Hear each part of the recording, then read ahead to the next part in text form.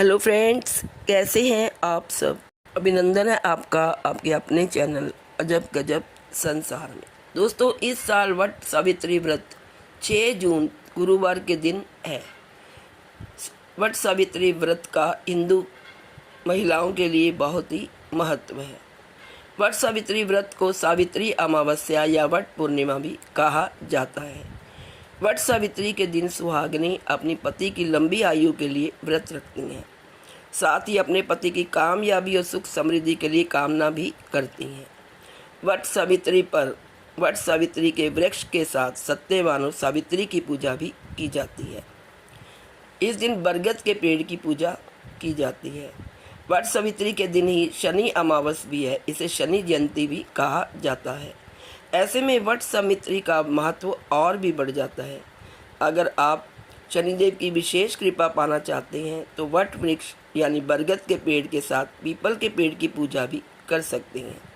इससे आपको शनि के नकारात्मक प्रभावों से मुक्ति मिले। आइए अब जानते हैं वट सावित्री पूजन का शुभ मुहूर्त। ज्येष्ठ मास की अमावस्या तिथि की शुरुआत 5 जून की शाम को 7:54 से शुरू होगी और इसका समापन 6 जून को शाम 6:07 पर होगा। इस कारण वट सावित्री व्रत 6 जून को ही मनाया जाएगा। अमृत काल का समय है 6 जून को सुबह 5:35 से लेकर सुबह 7:16 तक। व्रत के पूजन का शुभ मुहूर्त है 6 जून सुबह 8:56 से लेकर सुबह 10:37 तक। पितरों का तर्पण करने का शुभ समय है दोपहर 12:45 से लेकर दोपहर 1:45 तक।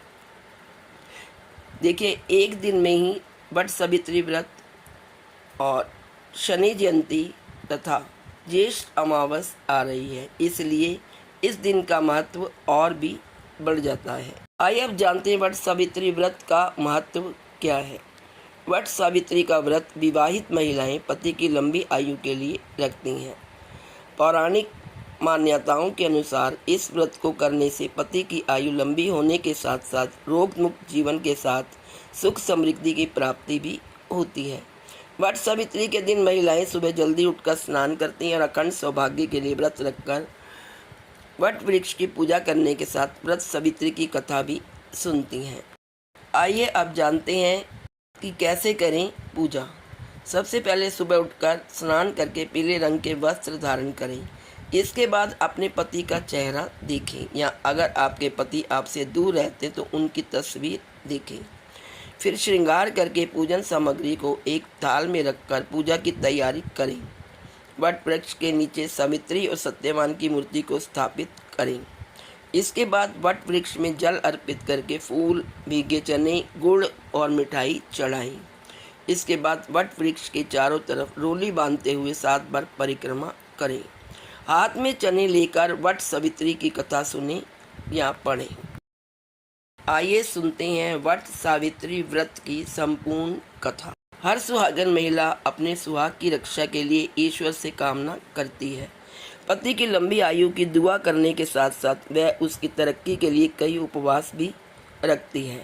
ऐसे में वट सावित्री व्रत का महत्व अधिक बढ़ जाता है। यह उपवास हर सुहागन महिला के लिए खास होता है। वट सावित्री व्रत के दिन सुहागनें पूरी विधि विधान से पूजा करती हैं। इस दौरान कुछ महिलाएं निर्जला उपवास भी रखती हैं। इस दिन वट वृक्ष की पूजा का खास महत्व है। माना जाता है कि इस वृक्ष की पूजा के बिना व्रत पूरा ही नहीं होता। धार्मिक मान्यताओं के अनुसार इस वृक्ष में ब्रह्मा, विष्णु और महेश तीनों देवों का वास होता है। इसलिए व्रत रखने वाली महिलाओं को तीनों देवताओं का आशीर्वाद प्राप्त होता है। यह उपवास ज्येष्ठ मास के कृष्ण पक्ष की अमावस्या तिथि को रखा जाता है। इस दौरान सत्यवान सावित्री की कथा सुने बिना यह व्रत अधूरा माना जाता है। आइए सुनते हैं वट सावित्री व्रत की संपूर्ण कथा।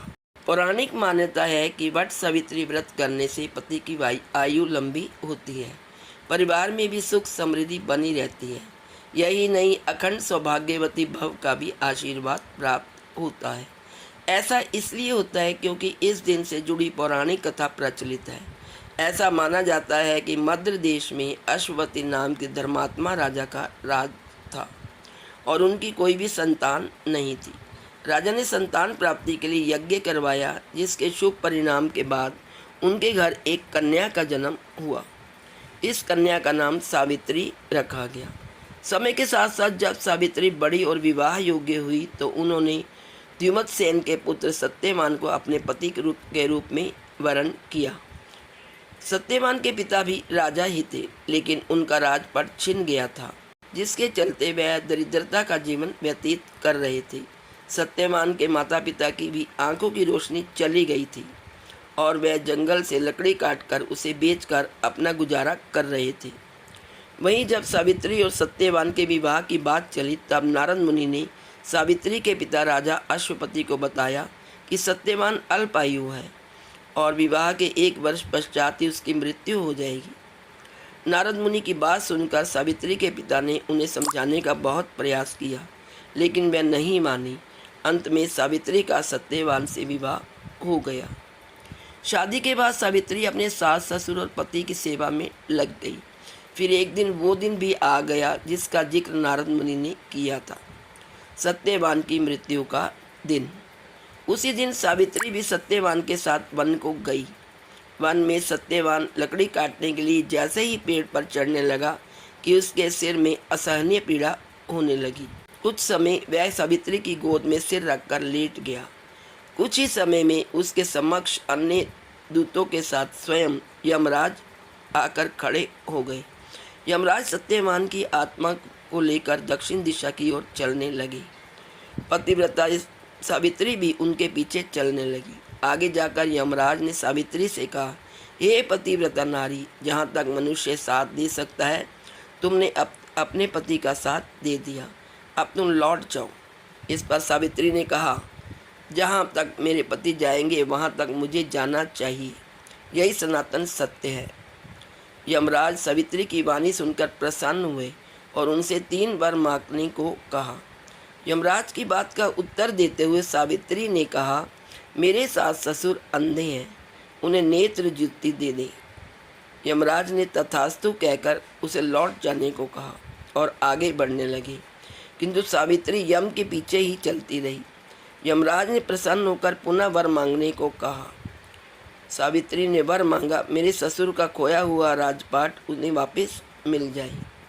इसके बाद सावित्री ने यमदेव से वर मांगा, मैं सत्यवान के 100 पुत्रों की माँ बनना चाहती हूँ, कृपा करके आप मुझे यह वरदान दें।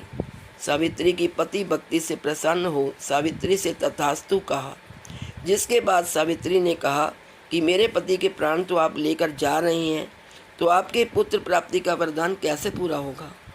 तब यमदेव ने अंतिम वरदान को देते हुए सत्यवान की जीवात्मा को पाश से मुक्त कर दिया। सावित्री पुनः उसी वट वृक्ष के पास लौटी तो उन्होंने पाया कि वट वृक्ष के नीचे पड़े सत्यवान के मृत शरीर में जीव का संचार हो रहा है। कुछ देर में सत्यवान उठकर बैठ गया। उधर सत्यवान के माता पिता की आंखें भी ठीक हो गई और उनका खोया हुआ राजपाट भी उन्हें वापस मिल गया। तो दोस्तों, ये थी वट सावित्री व्रत की पवित्र कहानी। Please like, share and subscribe. Thank you so much.